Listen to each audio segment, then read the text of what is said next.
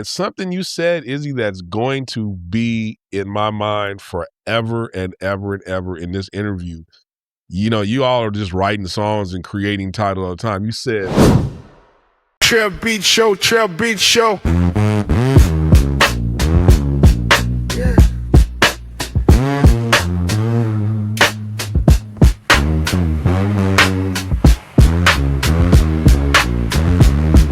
TrevBeats Show, TrevBeats Show. Welcome back to the TrevBeats Show, and today we're talking about chemistry. Not the kind you find in the lab, but the kind you find in the studio when brothers lock in. My guests today are multi-Grammy award-winning producers, songwriters, and musicians who have worked with everyone from Janet Jackson and Gwen Stefani to Usher, Earth, Wind & Fire. There's so many I could name.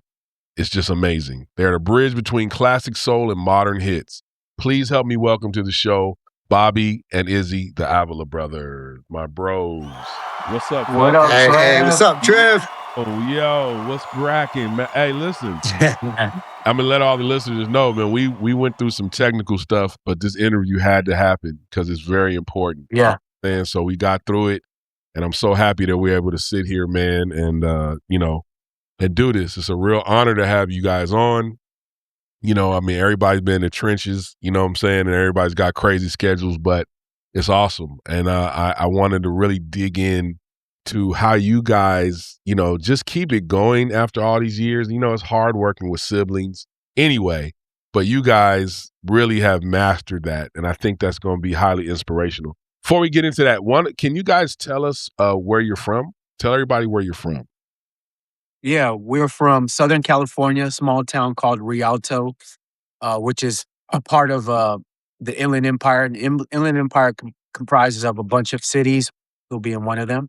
But yeah, that's where we're from, man. Southern California. It's about 60 minutes more inland from Los Angeles. Got it. And that's the origin. Yeah, man. So you're Southern California, born and raised. That's crazy. Especially, you know, some people that aren't from here don't realize that, you know, just because you're from here doesn't mean it's any easier to make it in the business. So sometimes it's harder when you're here, you know, to make it in the business because so many people come from other places.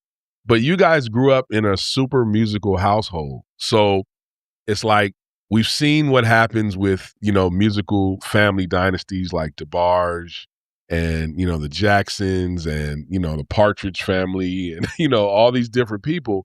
So how much do you think that you guys, you know, immense creativity and all your success comes from that, you know, cheat code of the family dynamic with music versus just the formal training that you had, you know, over the years? We can start with you, Iz.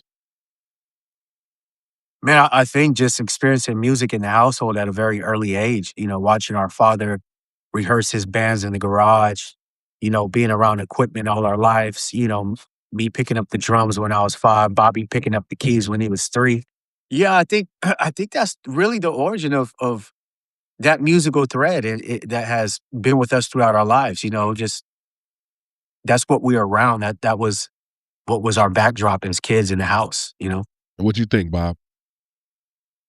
Yeah, man. I mean, you know, when you got my dad and his band rehearsing in the garage late at night, you know, you just couldn't help to be drawn and pulled into music the way we were at a young age. And, you know, from not even just from the house, but going to the music stores, the guitar centers, or we had this local music shop called Lear's Music, um, which you know they offered lessons as well. So like I had you know piano lessons there with a teacher, and then they would have this one area where you'd have all the samplers, the drum machines, and the keys, and I just gravitated towards that. That was like going to like Disneyland at a young age. Like I love didn't like going to many places with my dad, but I love going to the music store with him and you know exploring. Man, it was like this gateway of you know creating an art and imagination and um, you know, being at the home, we were just surrounded around so much music. I know my dad's best friend for me at a young age, his name is James Felix, and he was from Andre Crouch and the Disciples. He was a huge inspiration in my life. I mean, he was like my hero. And to hear those records like This Is Another Day and We Expect You, And, at that time, New Wave was popping up. We heard so much music in the house that it just, we couldn't help but for it to rub off on us. And um, I think I knew when I was a kid what music really did to me, just like inside. Like I just had this feeling of attachment and this kind of like comfort and a sense of belonging when it came to music, and it wasn't with sports. It's just music just had that thing with me. Wow. Yeah, I mean, and I think you brought something else to light, which was, back in the day growing up, me included, it's like you can go to a music store and really have this immersive experience and see things there. And that would turn around and inspire us, and for different, in different things that you might have played. You go to the drum department, you're like all geeked up and amped up. Now it's such a different experience because they tend to not keep, a lot of stuff on the floor. It's a different energy. You know what I'm saying? The whole Yeah, and Yeah. I to touch on that too, it's like, like you had musicians selling instruments. It's a different thing, right? Like, you actually had musicians that that sold, instruments. And, a lot of these guys, I remember going to Guitar Center in West Covina, and like in the guitar department, the dude who was selling like strings and guitars was like from the group Striper. Like, right. you know, they would hear you play and they were like, "Oh, well, I'll help you." And they test the guitar, but play in front of you. And man, those were experiences that you went home with. Like, just imagine you're there for like 2 hours and you go home and you're like, this guy played like this. And, it's a deep dive for you as a creative and a musician. Like, you want to play more and you want that in your life. Now it's like going to a car dealership, man. They just trying to sell you something. And it's Yeah. like, Yeah. that's really what it's all about. And you can't, music it doesn't respond too well at all when you're coming from that kind of place. And I think that's Right. what made it special for us in the era we grew up in music. Yeah, I think Yeah. that has a But big. Go ahead, Izzy. Go ahead. I think too, like the element of discovery, and just discovering those different things when you walked into a guitar center and, it was just, it was, it that was the environment, it's like a toy store for musicians, and being Yeah, able to see those things and then get a workshop. But I know you remember Trev drum workshops sure. at the guitar center. You know what I mean? Oh, It was alive. You know what I mean? It was just yeah. an alive experience, man.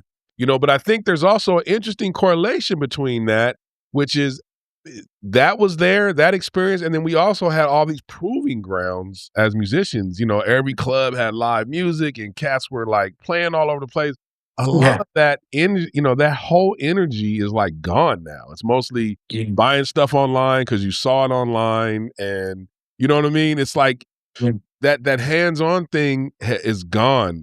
But I want to say that through this whole period, you all have been still, doing the real thing, doing the actual work.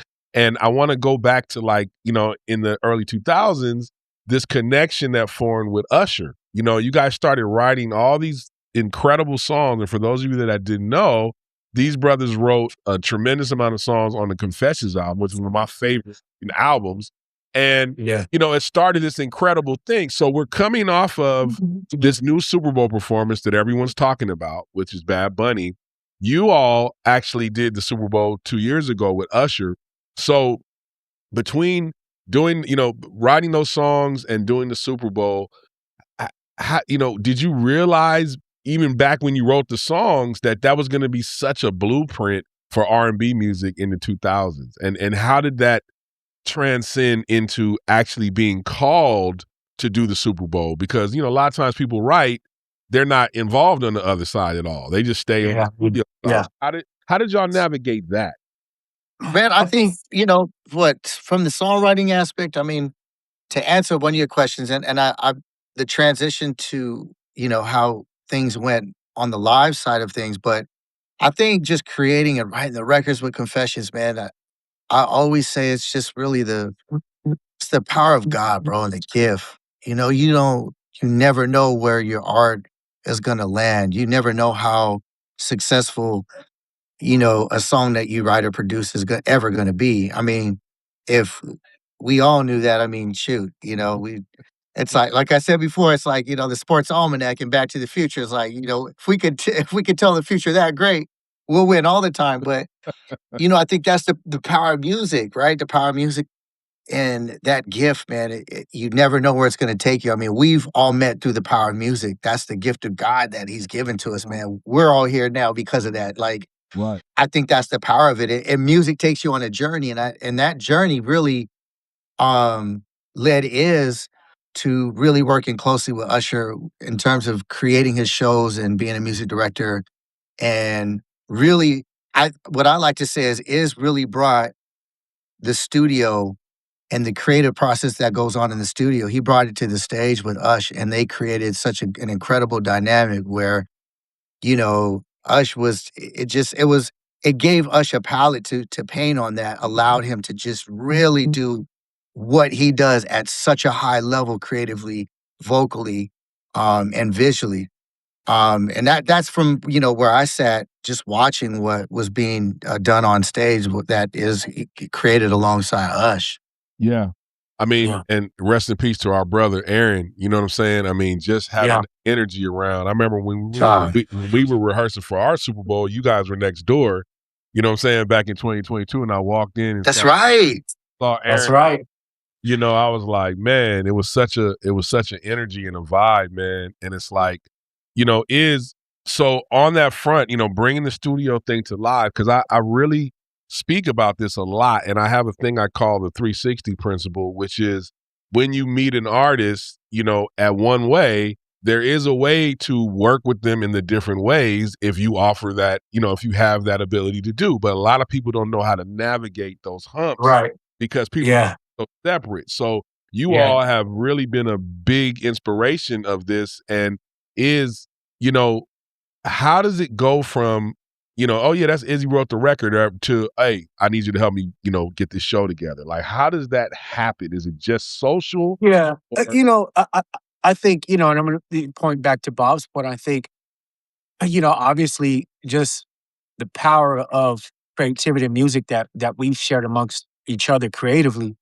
I think one of the things that Usher always, really was magnetized by from both me and my brother was just the ability to do it on the fly, right? If there's an idea, we could do it on the fly, and, having something that close to you within reach that you can pull from at any time at a very high level.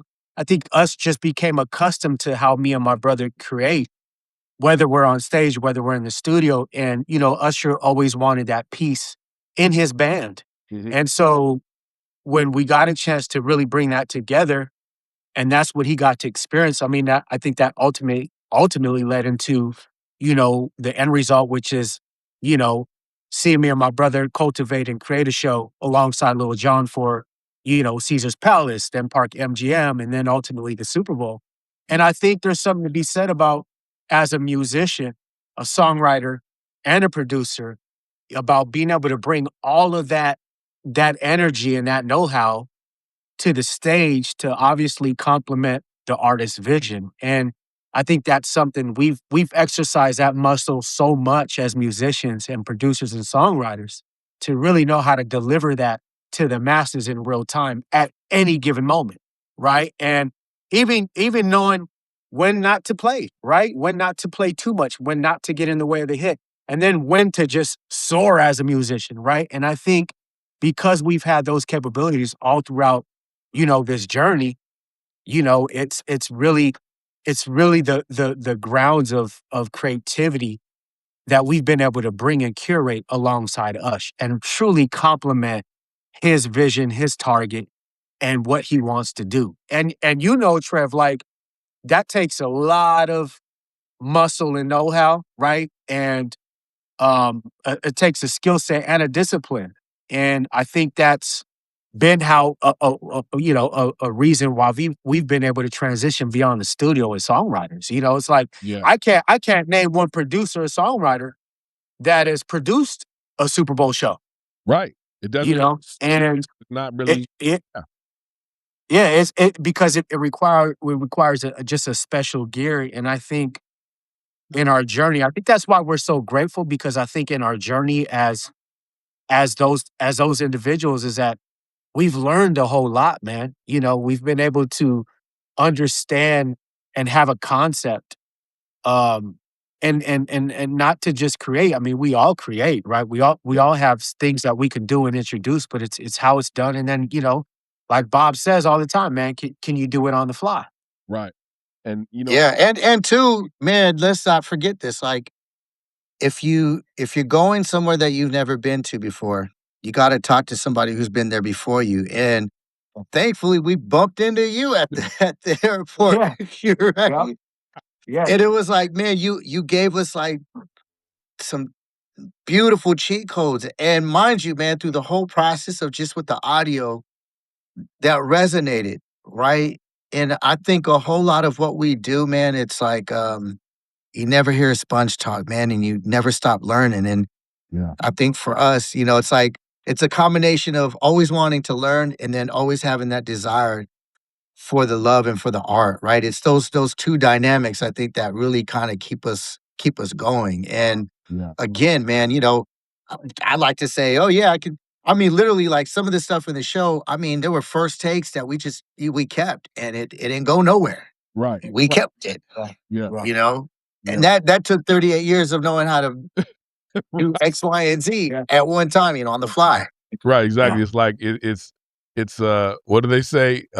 It's like the one hit wonder took, however many years it got to the one hit. Yeah. It's like a one Yeah. hit wonder, 40 years Yeah, or whatever. Yeah. I mean, and a lot of people don't understand too that watch this podcast, because some people are not, musicians, but the amount of politics when you involve television completely changes even what you go through on Yep. a touring life or on a record life. The politics of television and live television, it's just unbelievable how many things are constantly coming at you in that performance, It's fierce. atmosphere. Yeah, it's like It's fierce. if you don't have the thick skin, and man, you could be broken dealing with that, Yeah. because it Yeah. is like overwhelming, and you guys Yeah. pulled it off so greatly, which just shows why he trusts you, and also the level of professionalism that you have. It's something that you can't deny. But Yeah. we all are human, and so you all are still brothers and men. So I want to know, through everything, in the heat of a session or putting together the show, whatever, how do you resolve problems or disagreements without A, letting it, turn into something else, and then B, keeping it professional in front of the artist? How do you all resolve conflicts in your creation? well, real quick, Iz has glasses on because he said his idea was better than mine, so he's got a black eye right now. No, that's such a great question, and the reason why I think that's an important question to answer correctly is because we are in a collaborative sport. Yeah. We're also in a very, very competitive sport, right? And I think the beauty of both mine and my brother's history together, we've cultivated so many things as two different individuals, but as one accord, right? Right. And I think that is truly the chemistry of who we are as brothers and who we are as creatives. And, it's the yin and the yang, man. And I think, we've been taught by the masters, right? And those masters are Jimmy Jam and Terry Lewis. And, understanding the do's and the don'ts, understanding, the best idea is always an idea that gets you to the finish line, right? What makes for a better song, what makes for a better execution. And I think those are the fine lines me and my brother have always respected as individuals, and then as how we offer our creativity to bring it to this one brain, right? And we've had the luxury of working together for so long, man. I'm talking about it since as kids. We've always played together. Everything we've ever done has always been complementary to one another. And that's just something we've always carried on. And I think that's been a true testament to our catalog and our body of work. And, a disagreement for us in the creative space looks like this. You know what, Bob? Yeah, maybe just try this here, there. Maybe that looks like, hey, man, maybe try a different rhythm here, whatever. That's how we cook and how we bake. And, we always we're always driven by the goosebumps, man. It's like if there's a performance Bob is doing on his keys and it gets you feeling that way. And, that's, there's no like, oh man, man, I'll see you tomorrow, man. I'm out of here. You know what I'm saying? Like it's never been like that for us. And I think that's Yep. the beauty of our brotherhood. You know what I mean? Yeah, what does Jimmy Jam always say? He said, an argument is when you're trying to win, right? So somebody's got to win the argument. Disagreement is just, try this, try that, and I think that's been our magic, Right. Yeah. We're like, Jimmy Jam says we're like one brain, is the left side and you're the right side. And together you guys just think the same. We have the same sensibilities. And the other thing too is, to be honest with you, man, a lot of the music, I'm going to say probably 99.9% of the music that we love together. Like everything from any genre. If it's Christmas time, we're playing some James Taylor, some Vince Gill, we're playing some Marvin Gaye, or, we get into that Pete Rock moment and it's like Pete Rock and CL, or the Tribe Called Quest moment, or the Public Enemy and Bomb Squad moments. Like, then we have our Funkadelic and Zap and Charlie and all of that. It's like, there's so much music to pull from that allow us to see music different, which allows us to, make different choices and have references. It's like, oh, that's what you're feeling? Oh, okay, got that. Let's try that. Yeah. Yeah. Well, I mean, and being around y'all, I mean, there's definitely a through line as brothers. I mean, there's certain things that are intangible that you can't really put your finger on just from genetics and just, you know what I'm saying? And you guys have that connection. You see some brothers that are the opposite, like completely can't stand each other. Yeah. But, Yeah, they're the Avila Brothers, man. Nah, man. you know what I'm saying? Like y'all are always, every time I've been around you, is always the right energy and everybody's cool. And the music sounds like that. And, if somebody, I don't know if you know this, but I spent my 21st birthday with Terry Lewis in Perkins in Edina. That's what I turned. Wow. I was working with his group Solo at the time. So I was out. Yo, yeah.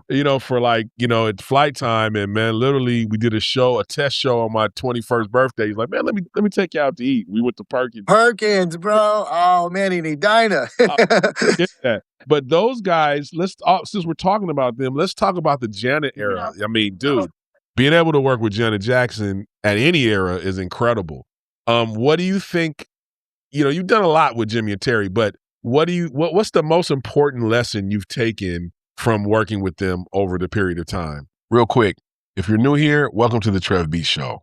Make sure you subscribe if you want to stick around. And for the regulars, if you ever feel compelled to throw some extra support our way, check out the membership options next to the subscribe button.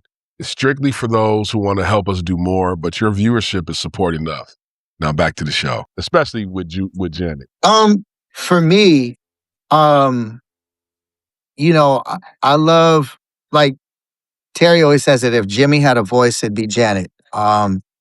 Jimmy's a clear, and Janet, that's like just this magic, man. It's like the Frankenstein. What I love about both of them is they have this concept of being able to work on demand and then also being able to work with inspiration. We've never did 10 records to get to the one. When you know what the target is, you got to hit it. Can you do it on demand? And with them, it's, you never want to put, you per se as an artist into the artist you're working with. You want to take what they do, understand what their brand is, understand what they're trying to accomplish, and you build that custom suit accordingly to that artist. And, Janet didn't sound like, Boyz II Men, Right. or it didn't sound like Alexander O'Neal and Sherelle, or Boyz II Men didn't sound like New Edition. That's the beauty of being with Jimmy and Terry. And, outside of the music, the human element, the conversations and just the love that we've had for each other, the wisdom, the what not to do, what to do, has been priceless, man. I mean, and when I see T, it's like, get a kiss on the cheek. It's 30 some years of just, familyship, and you don't find that in this game, Right. like that. And Yeah. no one's perfect, right? We all make mistakes, and it's like we accept each other for what we are together and what God has put together. And that's been the beauty to be, to have Jim and Terry be my hero growing up, and then to be family, and then to also work and create success and have success. I mean, we would have never met Ush had it not been for the fellas. And Right. just to think of what it's done for us in our lives has been crazy. Yeah, yeah. And I think too, to kind of encapsulate that too. I mean, they signed Bobby when he was 14. They signed me when I was 12. Right. I'm getting ready to be 48, man. Wow. And when I look back, it's expected that we learned everything on the music side and gained on the music side for them. But I think more importantly, and Bob kind of touched on this, is what Terry and Jimmy gave us as human beings, right? How to be good human beings, how to stay humble, how to just figure out how to last longer than 5 minutes, right? And to stick around. And I think more than anything, those are the things that they gave us and instilled in us.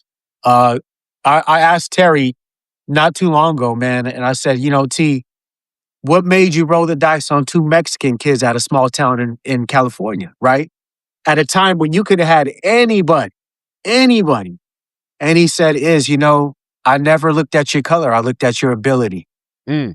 And, I think when I look back at our relationship and the closest that we've cultivated with them, it's music was just a piece of it. Yeah. But the bigger picture was who we were going to become as men, right? And how we were going to move and navigate when we became fathers, right? And Terry was always big on family. And I think those are the most prized possessions out of the relationship that he could ever gave us, was the more important things after music, So, those are our heroes, man. We call them our Black musical fathers. Like, that's Come on. that's what they are, Absolutely. Absolutely. And it shows, and the relationship shows the amount of years everybody's rocking with each other, man. It's amazing to see, especially for those that may not have known that till now, known that lineage. So, I know both of you can get on and play whatever you need to play. And, you could basically, hop on some drums, hop on the keyboard, and hop on, whatever needs to happen to, make a record. Whoa. Oh man, that must be the I was like, what in the world? That's the elephant in the AI. Wow. AI, So given the fact that y'all can do that, and can play real instruments at any given time, how do you feel about AI happening right now in the music business? Is it ever going to infringe on, human performance, or what do you think about that? Well, first of all, man, I love Allen Iverson. I think it already is. Allen Iverson's my hero. Or Spud says, yeah. No, for me, I started off young playing, man, and discovering, the SP1200 and the MPC 60 and all of those different things. It opened my mind to imagine, and I think they're just tools, right? I mean, AI is a tool. If you think you're going to keep the human element or can out of music, it's never going to happen. I don't care who you are. You can get close, but again, it's close but no cigar. When you look at like the Beatles, like old footage of the Beatles and old footage of Michael, it's like Elvis Presley, people were like literally crying, like watching them on the stage. And that's really because of just the power and the impact of the music and how it's being transferred and connected and how it's being experienced. Music is we say the divine language, and AI I think is great at just have on the utility belt. But to think that, to be threatened or is it going to take over? Right. It's impossible. Yeah. It's impossible. That's my take.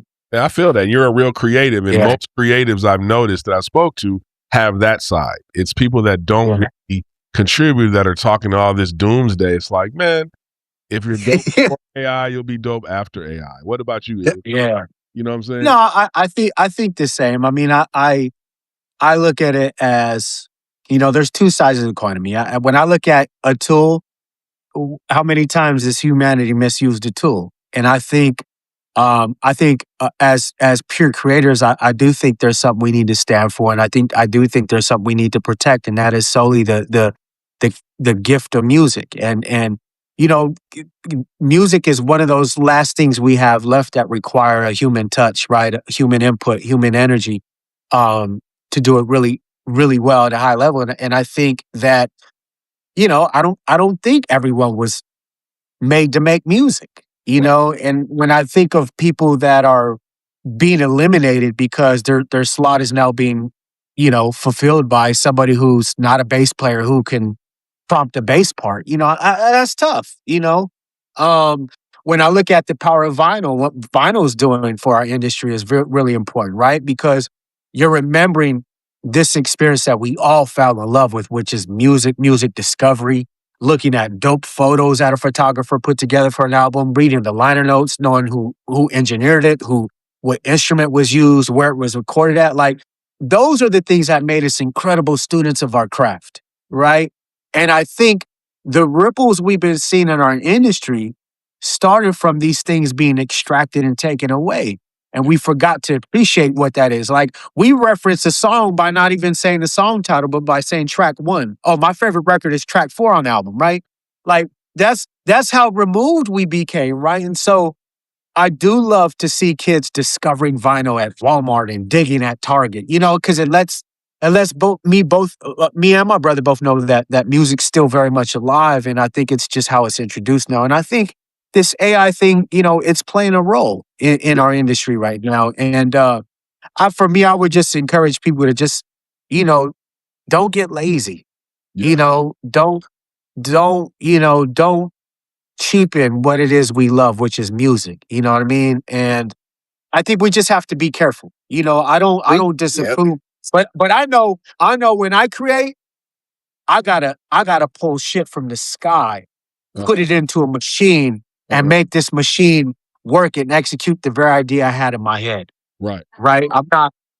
I'm not typing in an idea find me something like this and with Right. a twist on that, and I'll Right. regurgitate that. It's like, no, the origin of my creativity is here and in my heart.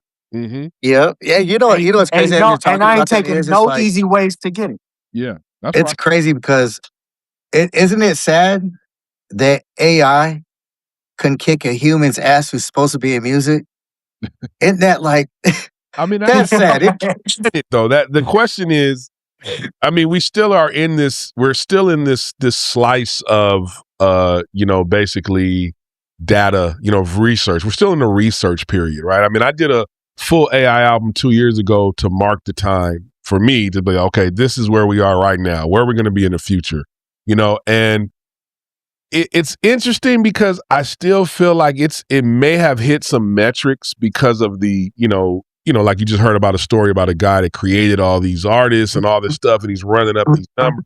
But we're not affected by those songs. Those songs didn't make us feel any kind of way. I still don't think Yeah. we've had an AI song that made us feel like I will always love you, or like, I hear all these statistics and all this stuff and then all this fear, but I still haven't seen it. There has never been a jazz song where I'm like, yo, that's killing. Like, oh my goodness. Oh, it's AI? Like, never. You know what I'm saying? So, Right. and even, when I do these projects and these things, I'm really experimenting and seeing what's possible and how people receive certain things.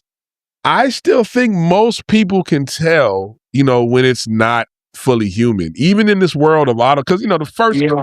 cat out the bag was auto tune, kind of. You know what I'm saying? Yeah, for sure. And then we started getting into Melodyne, and then we started getting into putting in breaths and putting in vibrato and all this other stuff. And that's boy band time almost. So it's been Right, exactly. Yeah. decades of this stuff, but we'll But see. I think too. I mean, there's a reason why AI is learning from us. Yeah. Especially in the creative space. And I mean, I remember. I mean, think of it like this. I mean, MP3s now are like the sonic standard, right? It's like You know, we would spend all this money in mixing and mastering only to be appreciated on laptop speakers and Crazy. people not even not even knowing the difference when you hear a DJ in a club who's spinning terrible Yeah. audio files, you know, and Yeah. you know, I think, and that's the reason why it says we just have to be very careful because, you know, although you may have not heard that yet, well, we're giving Grammys to it now, right? So we just have to be careful to manage that, you know, because that can become the standard, you know, where it's okay that we haven't heard music that don't give us goosebumps. The record was hot, it was a hit, you know what I'm saying? It just we have to be careful. I think we are going to see that though, and I think we are going to see Grammy categories. I mean, I just think that hopefully, if they do that, it kind of will separate it from just trying to infiltrate in the human. That way, if it's that, then it's that, and we know it's that. But we don't want that to be in human, you know, the human space. Then all of a sudden, it's like, oh man, what happened? And and honestly, the Grammys too, you know, as time goes on, I think just awards in general have a different merit than they did when we were younger. I agree. The concept of awards for the new generation is not the same gravity. I think most people you're gonna eventually get an award for being a really incredible prompt writer. I mean, dude, listen. I mean, what's gonna happen to the Peabody now? You know what I'm saying? I know people that are selling prompts, bro. Sure. Well, I mean, I made an app. I have an app that words and puts it into prompts. You know, makes the prompt stronger. Because I believe that right now, in the next couple of years, I feel like, you know, records and videos are going to be, you know, podcasts and apps. And I believe playlists are going to be AI stacks. I believe that's where it's going as far as the place they take, you know, in our conversation. But I think that what we're always looking at it from that side, but guess what the other side is? The other side is that it makes humans and people that are really that have really mastered their craft, it makes it more valuable. And I think that's part, we've seen the devaluing of it, but then I think the people that stay with the, you know, being creative and being real with realistic instruments and all that, I think it makes it more valuable. I just think we have to let this thing. I do. You know what I mean? I agree. You know what I mean? I agree. Look at Herbie. I do too. You know what I'm saying? It's like when he left traditional jazz, a lot of people had a lot to say about Rocket in that whole period, man. You know, the jazz world didn't just, even, you know, Watermelon Man, like the jazz world didn't embrace that because it was a whole nother thing. You know what I'm saying? But then jazz turned into that. You know what I'm saying? Yeah. So it's it's true. We have to let this. I mean, George Benson, man. Like, exactly. Man. Exactly. Yeah. So I feel like, and there's so many stories we can, you know, talk about those things because, you know, that ended up being the new thing. So you all are also forward thinkers. You're always ahead of the curve. So what's the next thing, you know, for y'all? What's the next thing for the Avila Brothers? Like, give me whatever you want to talk about that's out, everything coming up. What's the next thing that y'all are on right now? Well, for me, I'm working on another solo project. I'm back to Bobby Ross Avila, and my EP's called The Return of the Gentleman. And, you know, I think it's like this journey has been, you know, full of detours and, you know, full of experiences, a lot of pain, trauma, letdowns, discovery, success. And I think the page that I'm on right now is I just really want to make sure that my music is really changing someone's day. You know, it's like if you're going through something, I need to be inspiring. I need to be that voice of love, be a voice of reason, be that escape for you, and something that's, you know, it's like once you know how it is, once you get all the awards and all of those things, you sell these kind of records and with all these different artists, it's like it's beautiful. But when it's all said and done and the smoke clears, you really get down to what really matters. And man, I admit, man, I have such a mad music love affair. That's it. I mean, I'm in love with music. And if I can help somebody get through their day with my music based on my inspiration and what I create as a creative, that's what Bobby Ross Avila is all about. And that's really what The Return of the Gentleman is all about for me. That's right. And what's the single? Tell the single. The single that's released right now is called Never Had a Chance. Okay, there you go. Never Had a Chance. Bashtown Music. My me and my bro, Yeah, Baby Bash, man. We're out here hitting the streets hard. go check that out. Yeah. It'll also be in the 20 for 20 playlist in the description with a lot of the other music that the Avila Brothers have contributed to. What's the next thing, man? What are you on right now? You know, man, for me, you know, especially coming out of the Super Bowl in 2024, you know, I'm in my people's champ era right now where I'm really plugged into, you know, the school districts right now. I introduced a DJ program meets life skills called All Hands on Decks. Oh, Um, that's yeah, and phenomenal. yeah, and you know, I'm watching what it's doing for kids of all colors, giving them a jolt of inspiration, self worth, identity, and value. And that's, you know, I'm just in that space right now. You know, I'm still very much on my entrepreneurial, you know, executive grind. Um, but in this current moment, you know, it's feeding my soul. You know, it's what I'm excited to get out of bed for. You know, seeing my brother back in his artistry space is getting me out of bed. You know, and really just taking this time in my life right now to really, you know, make sure that I further, you know, the legacy beyond the studio walls, and make sure that these kids have something to aim for, something to love. And I'm finding that right now in this space, you know, and I think for my next journey in music, you know, I need to refill that tank, and that's what I'm doing right now. I've done everything I've wanted to do as a musician, as an executive, as a musical director, as a drummer. And so this moment for me is really about taking all of that and compartmentalizing it and reintroducing it to these kids and giving them a sense of direction, a sense of hope. And so I'm living in that moment right now, man, and I'm excited. And you know, there's something in the can that me and my brother are in discussions with right now that we can't really talk about, but it's going to be another piece that definitely adds to both of our legacies, you know, as the Avila Brothers and as Bobby Ross Avila and as IZ Avila. And I think those are the things that we look forward to. You know, I think, you know, we have so much to give only because we were offered so much from our heroes. And I think that's something that definitely constantly recirculates within our musical journey, is that we're givers, man. You know, we share the information, and I know that's a testament to our success and our progress moving forward.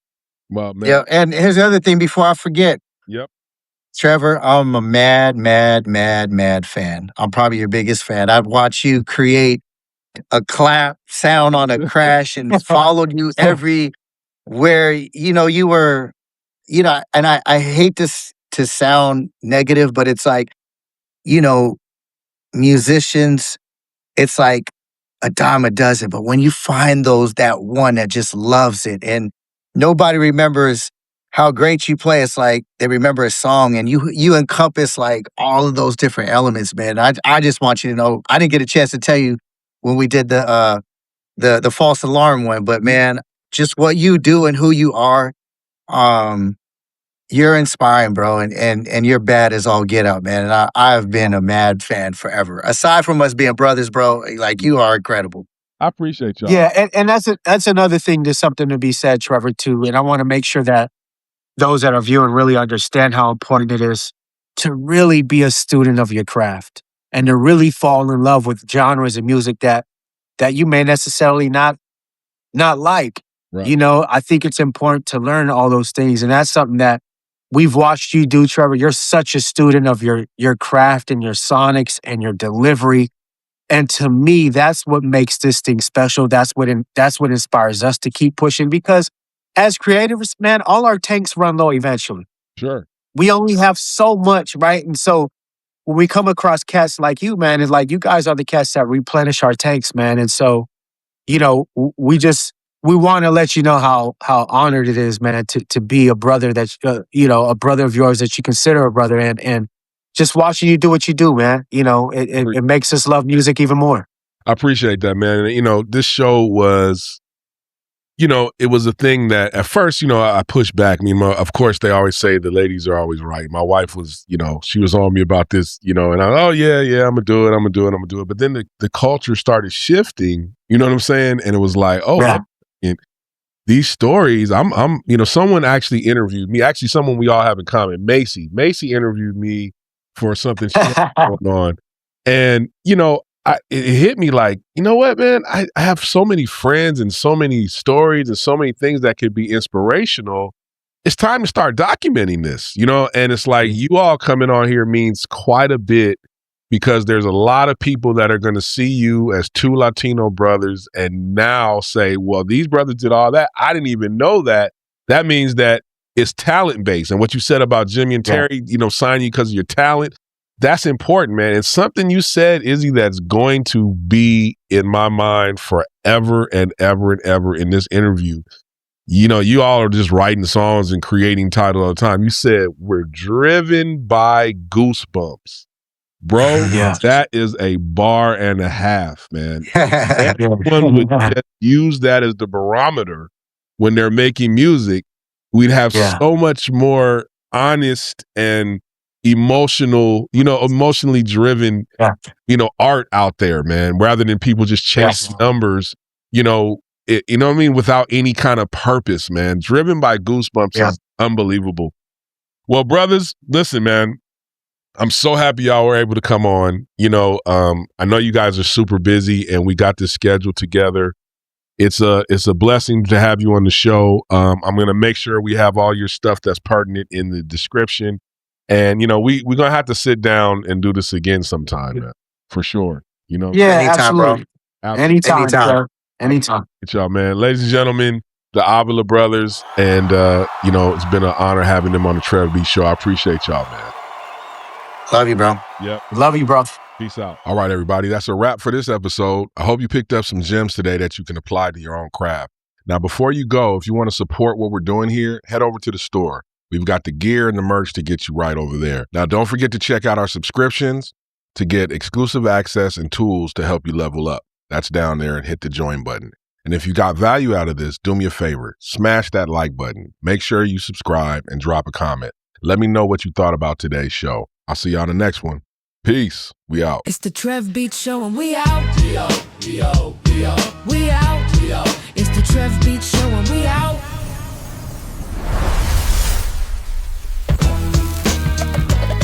It's the TrevBeats